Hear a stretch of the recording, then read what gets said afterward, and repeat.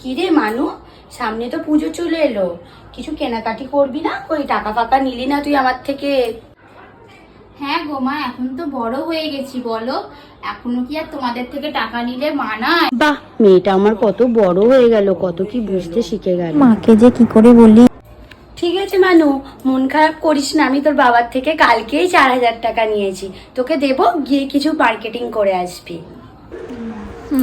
একটু জলটা খেয়ে আসি। কি আবার এখন ফোন করছে মানু ফোনে? মানু তো জল খেতে গেল, দেখি কে। হ্যালো হ্যাঁ, কে? ম্যাডাম, একটা পার্সেল আছে। পার্সেল? আমি তো কিছু অর্ডার করিনি। চৈতালি পালের আছে। মানু কি অর্ডার দিচ্ছে? কত টাকার? 3,999। হ্যাঁ, এ মানু,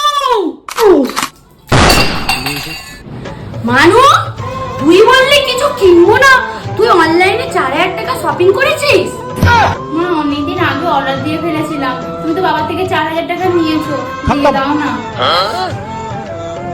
bye bye tata goodbye गया। কি টাকা পয়সা